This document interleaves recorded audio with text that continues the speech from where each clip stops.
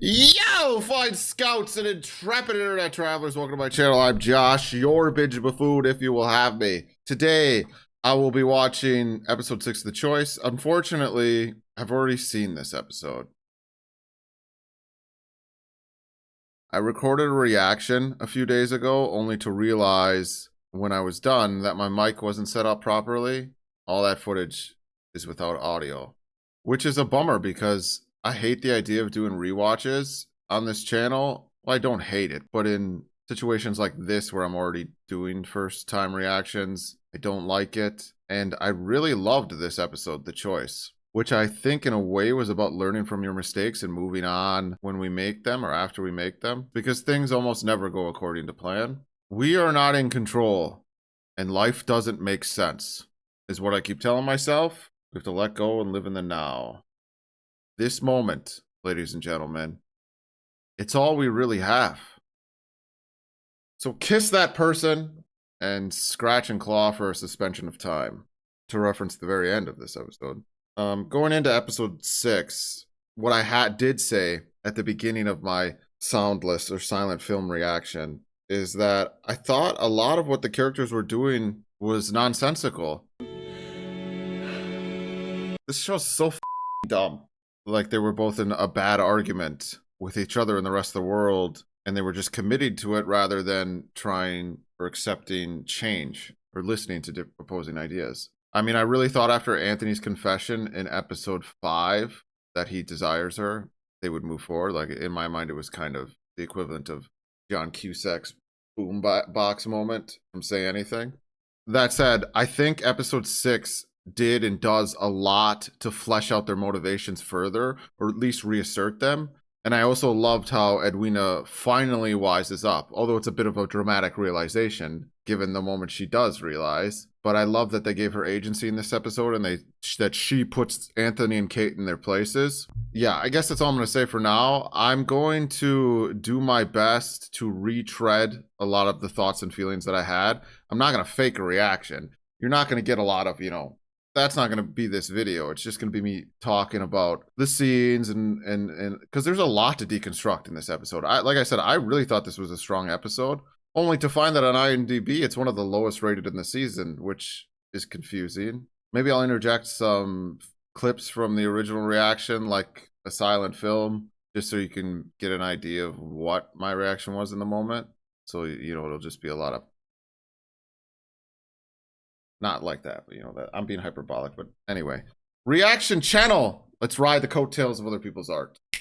A march down the aisle may very well be the longest walk any young lady ever takes.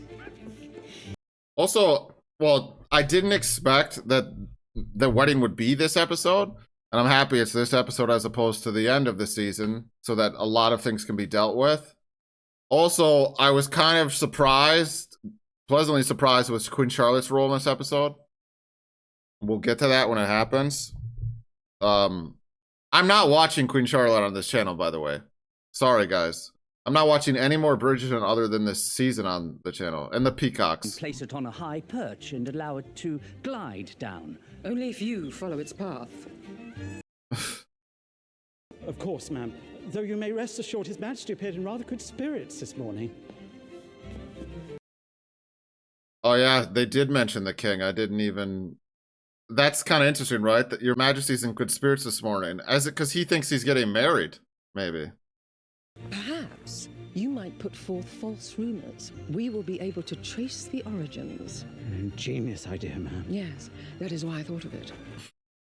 No one has sharper eyes on the ton than I do.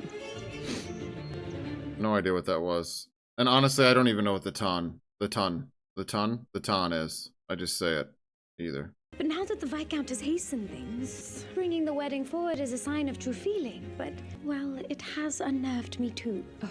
And it is actually, kind of. Or at least, the thing that really kind of blew me away in this episode is it really does confirm, at least, that Kate and Anthony believe that this is the right decision. And they don't even lie to Edwina, really, in this episode. They say, I think this is right, what we should do. You both get to choose your passions and adventures, while I, on the other hand, must fulfill my Tell me, dear brother, once you marry, will your duty finally be fulfilled so you can stop reminding everyone of it? I believe the reminders are also my duty, so no. And I think everything he's talking about right now really comes to a head in the scene with Daphne after the moment at the altar. It's one of my favorite scenes in this episode. Looks can be powerful, Bon, but also fleeting. Displays of mere passion, perhaps. Nothing more. It's her convincing herself. True love is something else entirely. It is when the rest of the world goes quiet. Souls that dance.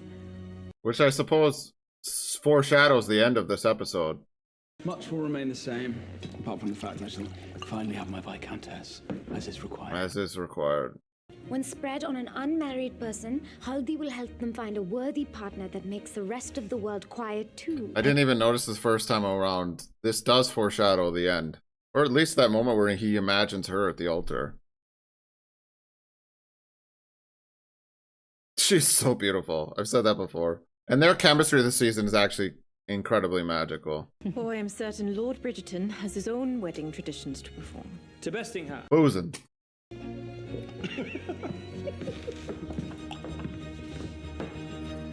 Pinky ring's a bold choice. It is very heavy. That means it's very valuable, remember that. Because they're trying to scam everybody. The young lady quite naturally draws attention to herself. Right. And when the husbands come to you, you agree to the arrangements. Your confidence is admirable. I concede. It feels like his attraction to her, like, she's like, what's going on? Yeah. I didn't, like, why? I didn't see that coming. Why? He's a sub, Lord Featherington. What do you know of that apprentice who works for our printer? Mr. Theo Sharp, I believe. Have any of our delivery boys mentioned him?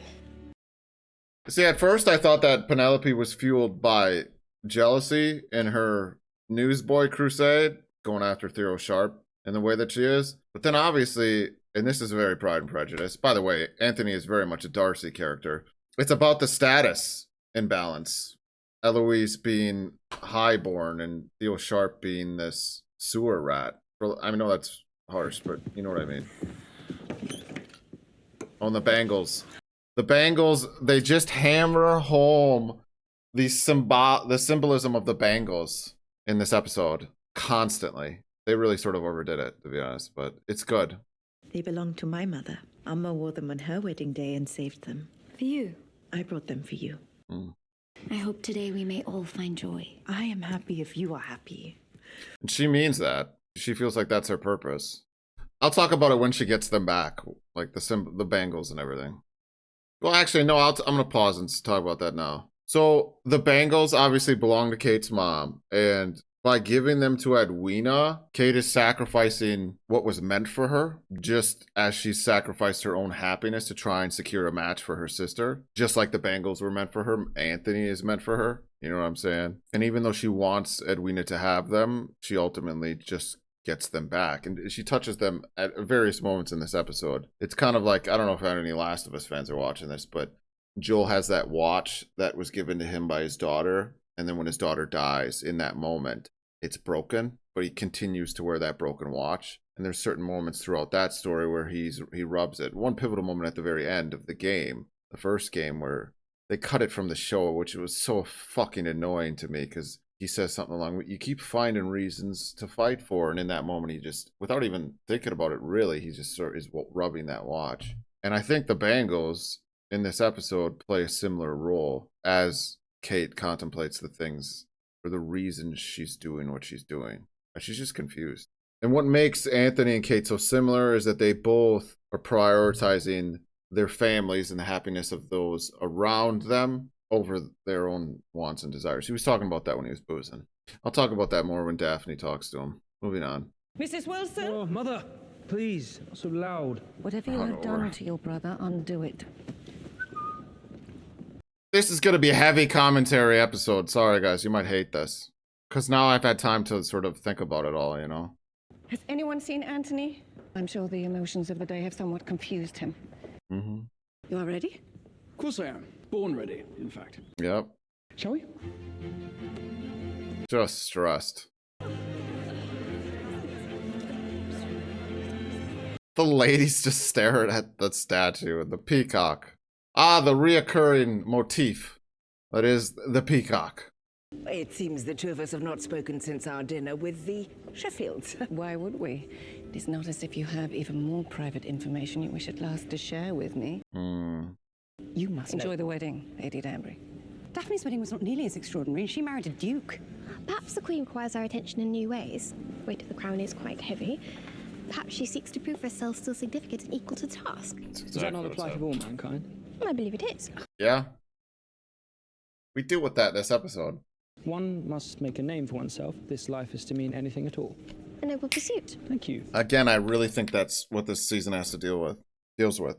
It is a fool's errand to try to make an impression on those in good society who have not a single original thought. She's not wrong, but she's also deflecting. Well, what of Lady Whistledown? She speaks on everyone without remorse. No, perhaps she simply does not know that there are some beyond the ton worthy of attention too. Are you speaking of Mr. Sharp again, Elle? I have heeded your warnings. I visited him just the other day, but it's not... It is only his thoughts I'm interested in. It is a friendship, then. You know, Penelope is sort of blinded by her preconceptions and I guess bias. Societal and social bias.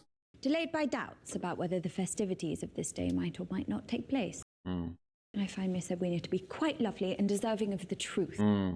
Who's denying what to whom? Benedict, you must excuse us. It seems the Look at him do the. He's been doing the eye. The Duchess has opinions. He just stares at the mirror. His eye of the tiger is how he gets through, because it is just a battle to him. A war that he's fighting in his mind. You know, this is one of the best scenes. I've gone too far down this road to turn back now, Daff. Miss Edwina will be ruined if we do not marry, and our family will suffer equal scandal. And what of the sister? We have decided there is nothing more between us. There cannot be. Like you can decide that. Do you ever wonder what father might say on a day such as this? He was the only one you ever truly respected. Yeah. The only one you ever listened to. It's a great thing to bring up in this moment to get him to think what his father know what he would say. Father want. had different words for me than he did for you. So please do not insult me with your baseless conjecture. I witnessed you change the day he died. Do you know you did not even weep once? And you stopped laughing. I wonder if he cries this season, like it all comes out.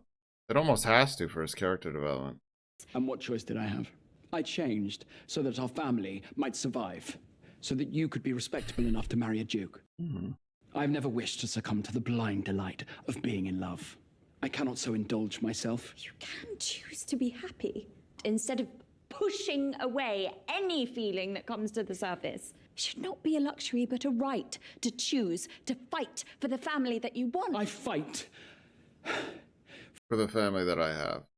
And you will never understand because you were born to marry into another family while I was born to carry on the Bridgerton name. That is what outweighs anything else. To be honest, and it is a really good point.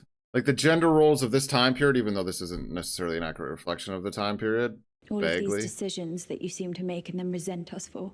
They do not make you worthy of your family's respect. They simply make us pity you. Yeah. Look, I'm freaking out.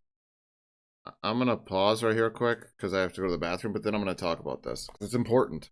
I do agree with kind of both of them. I think the right way to interpret this scene is to realize that there's a middle ground between the two stances. I suppose Anthony represents masculinity and Daphne represents the femininity of life, I guess. There are a lot of scenes in this show or in this episode that feel like a mission statement for what this season of Bridgerton is about. While the title of these videos, Very Masculine Man Watches Bridgerton, are meant to be satirical, and I had no idea what this season was going to be about, or even that, and I've since learned that it's probably the most beloved season among the fan base. It's just funny how this season perfectly aligns with this broader cultural conversation about masculinity. I think at its heart, this story is a deconstruction of what it means to be a man, particularly through the expectations placed on Anthony and the ones he places on himself. This balancing act between duty and desire. I'm just staring at his face right now. Responsibility and identity,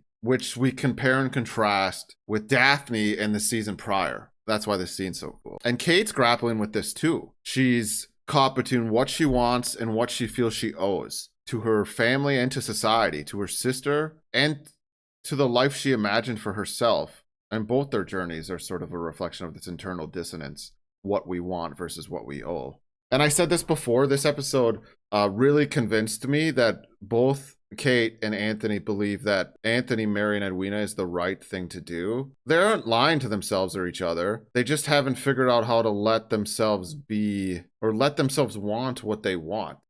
I think in this scene, in this season, we're digging into like emotional regulation, particularly for men. I mean, in the 21st century, we love to say that it's healthy for a man to show emotions, only to a point, right? There's still this unspoken rule book. Women are allowed to cry in reaction videos all the time. But I think, in a way, it's only safe for dudes to really cry in instances of victory, death, trauma.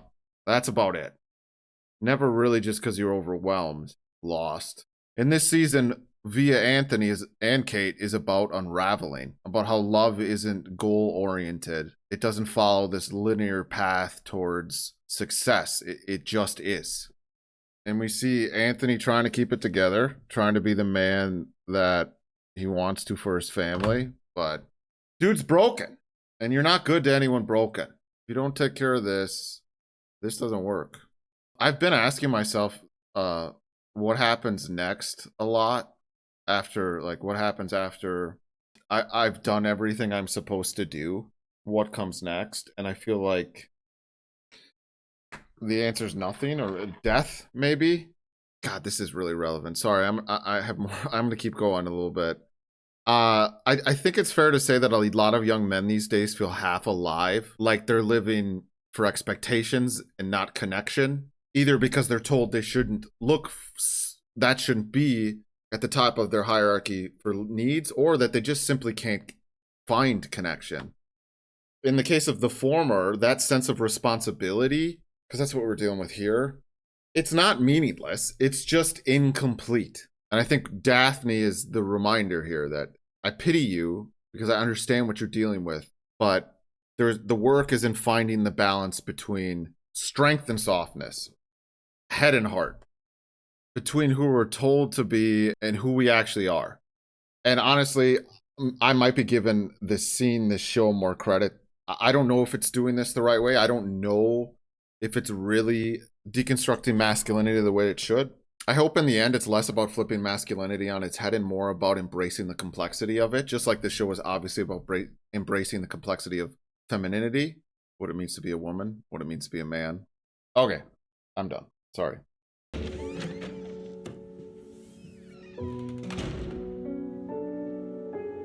And it cuts to her with the same face. Oh yeah, this is when she gives them back. It's like, this is like the beginning of her awakening. I cannot wear them. They do not belong to me, and I do not want to feel as though I am taking what is rightfully yours. This foreshadows everything she sort of feels the entire episode, except she becomes more angry than understanding her. And rightfully so. Let us put all of the nasty gossip behind us for once and for all. Let us give the Ton a wedding to remember and show them who we truly are. Yeah, and then this results in more gossip. Classical rendition of the Sign of the Times. That's when you know shit's going down. Nothing that doesn't involve the main love interests happens when classical renditions of contemporary songs play. Speaking of moments where men are allowed to cry, when their bride shows themselves at the end of the aisle, or the start of it. You know what I mean? And that's right. And she shows herself first, and his mom, he sort of.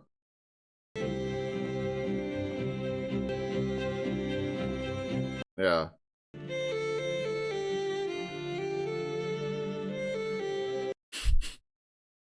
These two make me laugh. There's a scene where she sort of runs away from him after all this shit goes down. I just started geeking.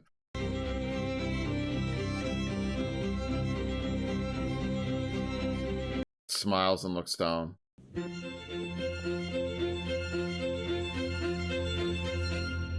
Miss Edwina, you look lovely. The queen. Dance, puppets, dance! It's just fucking. Her turn in this episode is really good. dearly beloved, lightly and wantonly, to satisfy men's carnal lusts and appetites, like brute beasts that have no understanding. That line's hilarious. But reverently. This moment, what's about to happen, is fucking wild. Yeah. Because this is theoretically or ideally what you're supposed to feel when you're saying, yeah, no, it's just them. Just loses it. Completely zones out staring at her sister. And this is when, I mean, the whole chapel should know, except they don't. They just commit to the rumor mill. But she is finally like, whoa. And there it is. What I talked about before. Subtle. After him? Yes, of course. And he still stares at her. I, Lord Anthony Bridgerton. Oh, so subtle. And he helps her pick it up and put it on. Allow me.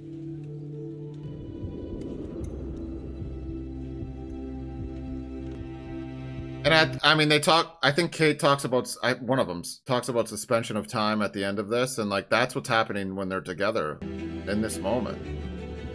Even. It doesn't even matter that he's about to marry someone else, or it doesn't fucking matter what's happening. All he cares about is her. That's wild. I mean, how can you not feel that? She's... Wait a moment.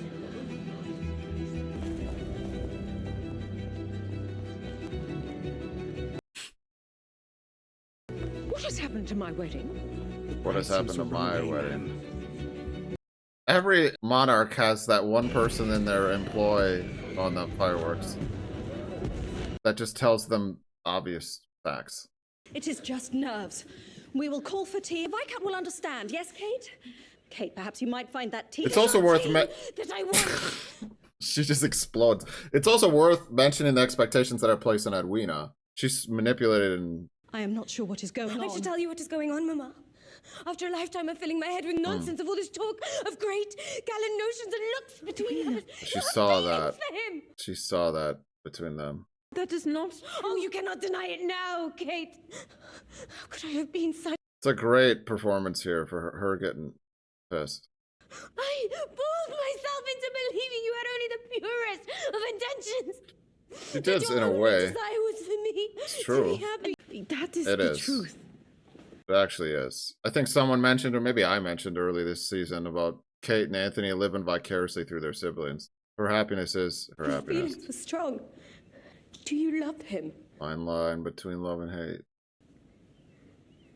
To be honest, they don't know each other that well. It could just be lost. Let us all take a moment to calm ourselves, shall we? Obviously, this is all about Edwina. Much from me. Go. Anywhere else, Kate? I don't like Mary, to be honest with you. A bit of a passive character.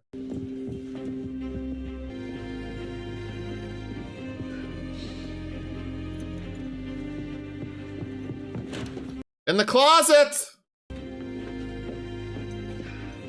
Tom Cruise is just in here. I'm busy. She throws the bangles down because they represent everything that she's dealing with, and she just needs to be away from it all. And I love how she puts them back on as she leaves. It's overwhelmed her. Perhaps Miss Edwina realised that marriage is in fact a prison for women. Oh, must you all... Not now, Eloise. How else should I be? Married and silent. Sometimes it's a bit much with Eloise. Like, we understand her stance. She doesn't always need to chime in. Brother, is that what you need? Precisely. Precisely. Respite. What? You know something? Yeah. I do not. Daphne, you may be a duchess, but you are still my daughter. Tell me what you know. And we cut away from the conversation, just like Game of Thrones when Jon Snow tells his siblings about his lineage.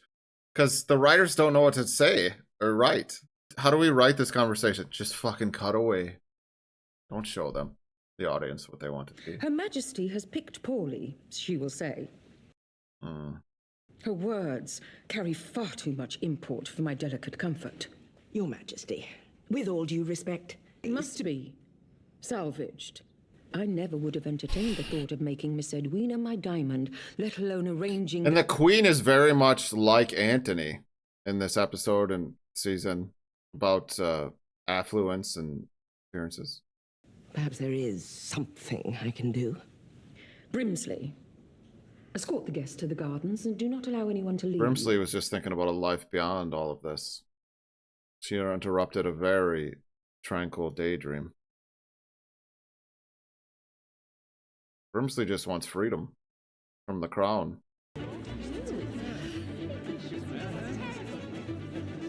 Well, these aren't statues. These are gold-painted people.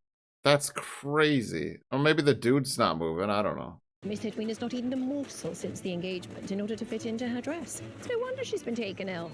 I hear the royal physician had brought in leeches to hasten her recovery. Yeah, the rumor mill. What guarantee do the rest of us have that these other young ladies will not follow the lead of the chit, building their grooms left and right? They're not wrong. Like, one person does something that other people may have wanted to do but didn't have the courage to do. It makes it easier. Might be a good thing. Prudence. We're already engaged and he barely speaks to me. What sort of engagement is born of silence? Do as I say, child. Or would you rather be without any prospects like Penelope? Edwina and Anthony. Oh, this boy's moving. What if you were right? What if he feels more? I never said, do we want him to feel more? My feelings about his feelings do not matter if I do not know for a fact what it is he is feeling. Have you not heard of all the trouble that once befell Lady Mary because she chose to marry beneath her station?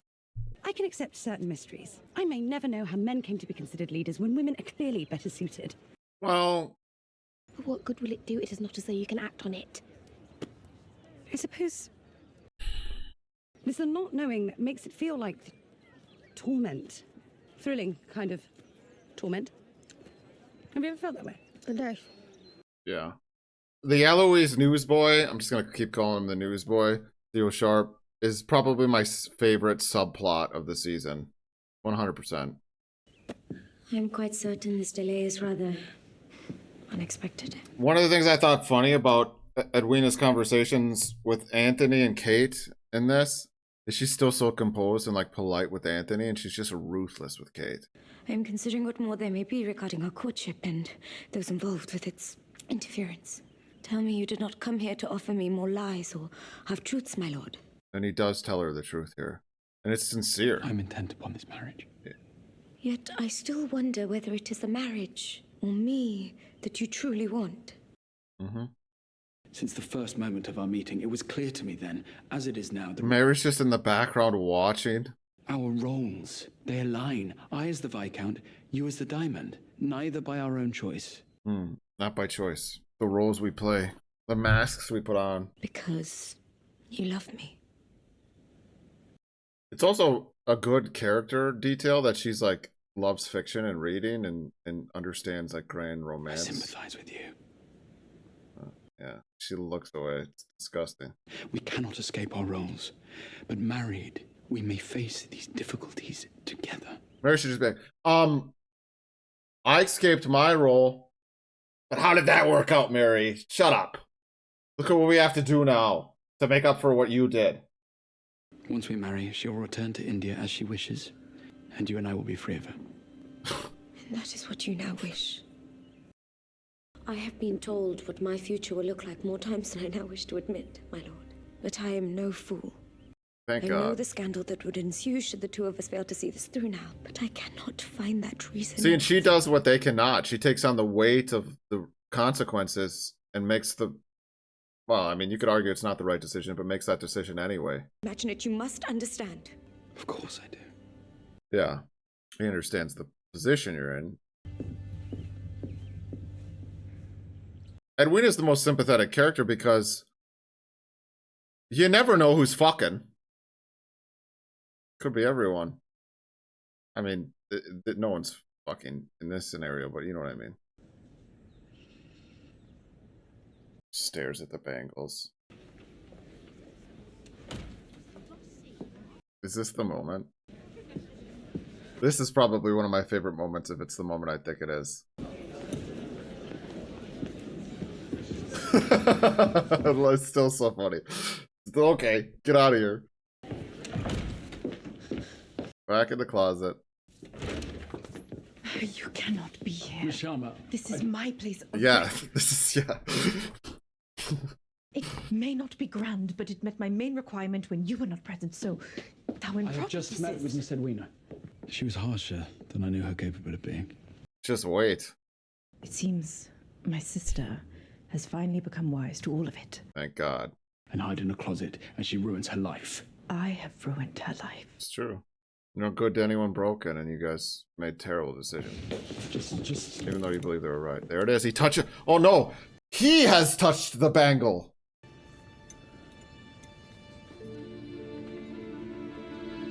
Cue dramatic music. Their chemistry is wild, dude. Goodbye, my lord. And this dude's gay in real life.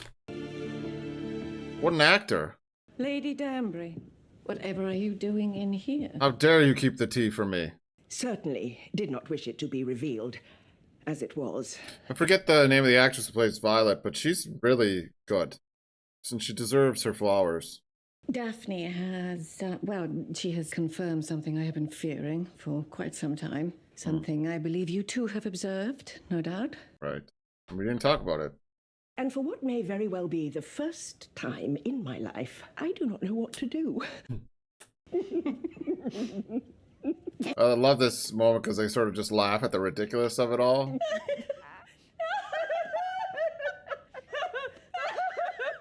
What are we doing in this show? The Peacocks. This is ridiculously historically inaccurate. The Queen was never here. I know that there's nothing to be done. The Queen of England. Do you think the bride will return to that altar? There is only one person who can answer that question. Again, it's good that we have the choice. We have an entire episode that's molded around Edwina's agency and decision. Has Mama? You seem to know all. How could I possibly offer any insight of my own? Ruthless. It's gonna be She's ruthless. Getting some air. Oh. My buddy's wife watches this show. He has never seen it, but he knows Anthony, and he'll just run around screaming, Anthony, Anthony, Anthony, to annoy her sometimes. That's not relevant. He does that naked with his pecker tucked between his legs because he thinks it's funny. You, Edwina, were born to be Viscountess. The Viscount said the same. I half expect to discover the two of you prepared it ahead of time. I am not too proud to admit when he is right. Well. Why me and why not you? I promised I would not consider myself until you and Mama were taken care of. I still do it. I give what I have in order to protect you. I do not know which pains me more, your betrayal or your pity. Edwina, you are my sister. Half sister. That's wild. Half sister? Good thing I kept these bangles, or you gave them back. In my life, I am able to make a decision based on what I would like. This kind of mirrors the scene with Daphne and Anthony, by the way. I choose to marry Anthony. It will be because it pleases me and no one else. I need you to understand that.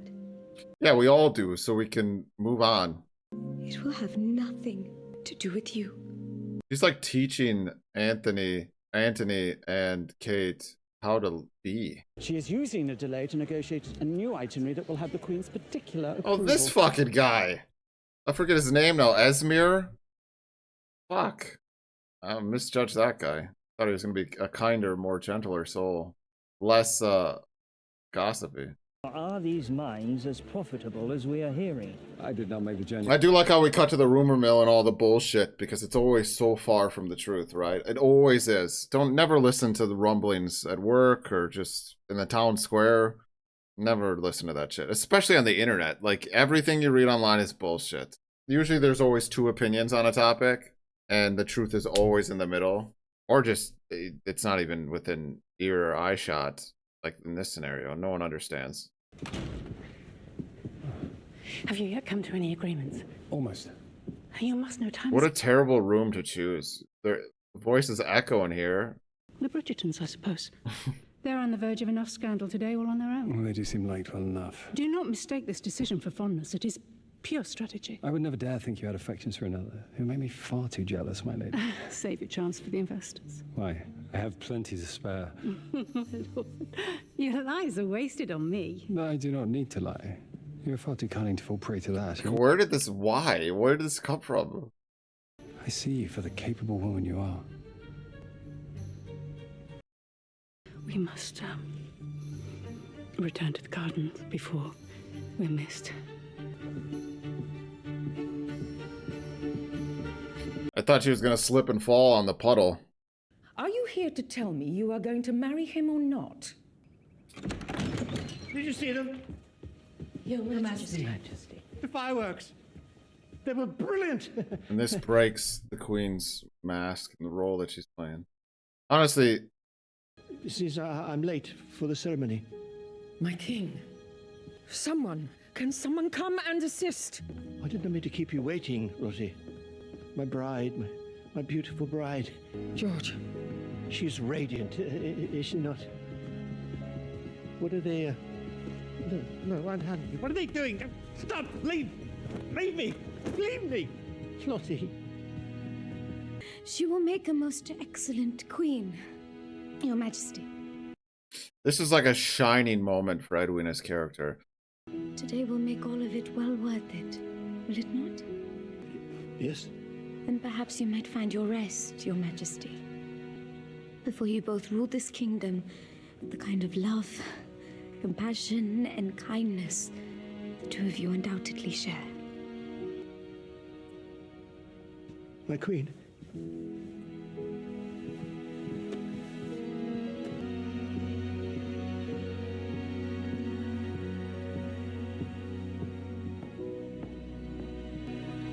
Oh, Edwina.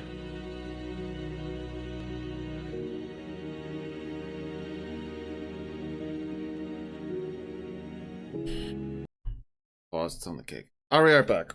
So, I was absolutely gobsmacked by that scene the first time around. I think the first thing I said after it cut away from Edwina was, what the fuck was that?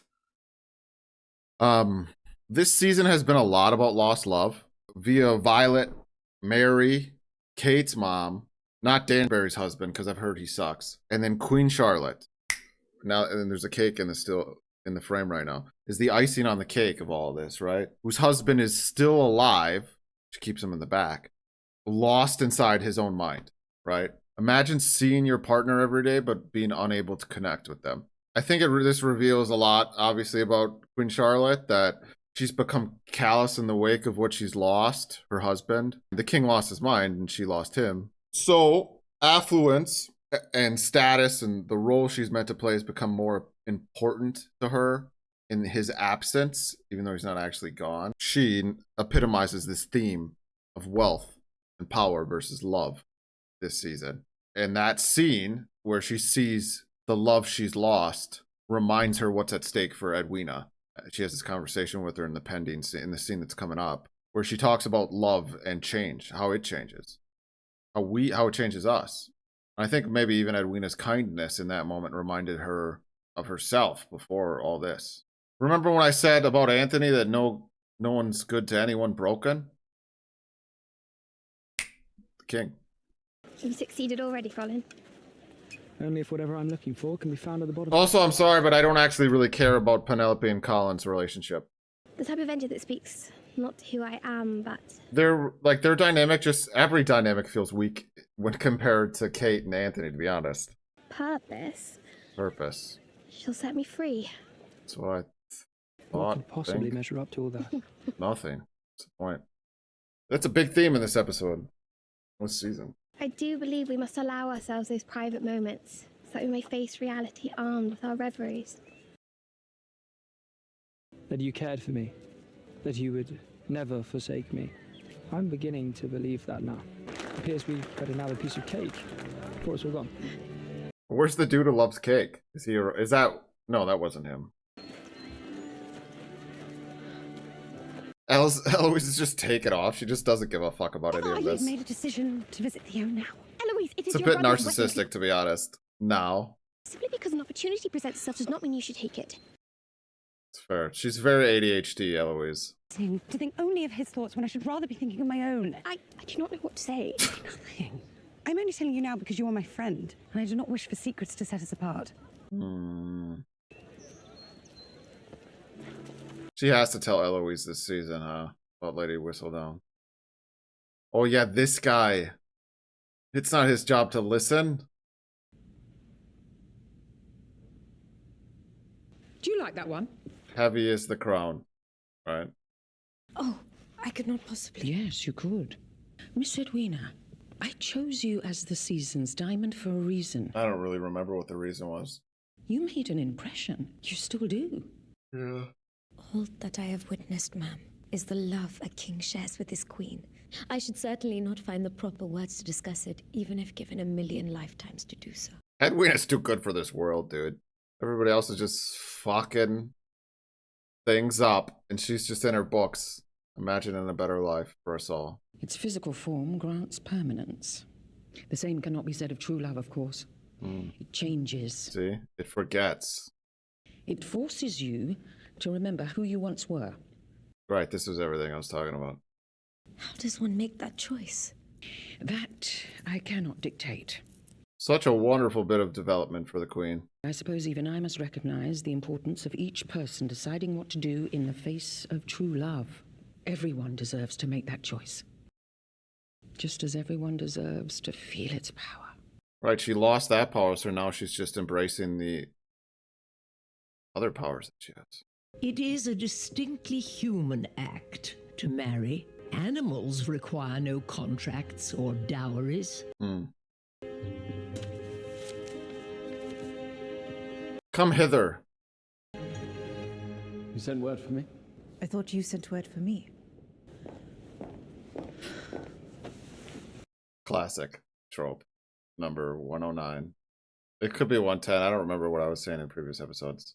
I cannot marry you, Lord Bridgerton. You cannot provide me with what it is that I deserve. She's fierce, this woman. I may not know exactly what true Not a love child feels anymore. like, but I certainly know what it is not, or a role to be fulfilled. You will never meet my eyes in the same manner that you met my sisters on that altar today. You will never look at me the same way. Half-sister. But really, you simply gave me everything you Right, really this wanted is what I was for saying yourself, about as though living my life were vicariously. not my own. The Queen was doing the same thing to her, though, to be fair. Like, she woke up. Your dream, your plan, your feelings that I had merely borrowed. You have lost your power. Well, I have made up my own mind. It really is Edwina's episode. Maybe that's why people didn't like it. I know. Oh, classical rendition. That means something's gonna happen between these two. What about us? Leave it to people to complicate matters with their ceremonies and their cakes. Yeah. Is it not a wonder that anyone marries at all? Coming from a child of divorce, yeah. It is a wonder. Shout out to that divorce lawyer on YouTube who makes marriage sound stupid. I agree. Going with the tats. What a cool guy. Indeed, some may call a wedding the ultimate act of faith, while others would venture that it is the ultimate act of fools. You've come quite a long way to ask me something. This might be my favorite scene in the episode, actually. I have thoughts. My thoughts. When I read something new or interesting or provoking, it is you who crosses my mind. It is you I would like to speak with about those thoughts. And so I am wondering if you might also have thoughts of me when you think. This, I just really related to this scene. He comes out with the books, gives it to her. I've been thinking about you, you know. I've read all of these. I set them aside for you. Share your thoughts on them. So the reason I love that scene, I'm pretty much someone who likes to send music and clips and recommend books and TV shows and movies to other people. And that scene just reminded me how much I love storytelling and art. How we can share feelings and ideas through it. I guess this is sort of like what I'm doing right now. It might be like a meta commentary on the show. I think we share things like books, not just to say to other people that, hey, I liked this, but to say, this made me feel something, and maybe I hope it makes you feel something too. And maybe if it does, that means that I'm not so strange after all. Maybe we don't have to hide behind these polished masks or versions of ourselves or fit into these boxes within society or the social structure. And maybe in a slightly narcissistic way, that's what we're all looking for, is ourselves and other people. Some sort of reflection that says from someone else that, yes, I understand you. I mean, and on top of that, there's nothing better than just realizing that someone else is thinking of you too, especially when you're feeling lost or alone, which is Eloise's whole journey. The secret in life, and this is coming from someone who just hopes this is true, is being seen by someone else. We just hope people will look, you know. It's heartbreaking then when you find that connection, but the timing is wrong. The right person at the wrong time is probably the cruelest joke life can play on you. And the more nuanced or layered your thinking is, especially in a world that thrives on binaries, us versus them, the more isolated you might feel. People crave simplicity, but if you don't fit neatly into certain ideologies or boxes, like I said, the more alone you're going to feel. But keep sharing, because if someone gets it, even just once, that's fucking everything. I'm really going on in this episode, guys. I'm being pretty self-serious, sorry. There's probably a bit of an inflated sense of self-importance going on right now. But I don't care. Listen to me in my words. See me. All is not lost today, ma'am. I have received word. Esmir and his fucking spies, his little birds. Our chat for Lady Whistledown has indeed produced a result. Oh, yeah. See, but Queen Charlotte is not... I don't know, we'll see. We may not force the rooster or hen, yet we continue to collect eggs. I don't know if I actually thought they would... I didn't think they would kiss here. I suppose we ought to go. Your sister is braver and wiser than us both. Yep. And here we are, standing perfectly still. Still is a key word in this. I stand here because the moment we go, back to the bullshit. the moment we step foot outside those doors, you're going to get highlights. I saw still from next season. We have failed at it all. So forgive me if it is now my wish to suspend time. Suspension of time. To delay the inevitable. To for a mere moment. Because now all the things they're trying to do don't matter as much as this is what they actually want.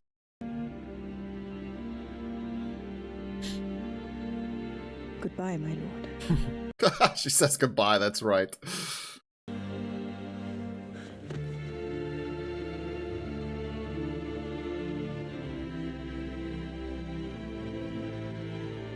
I don't know why the Titanic theme just...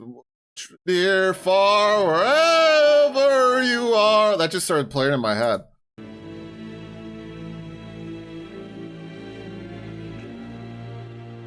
An epic final kiss.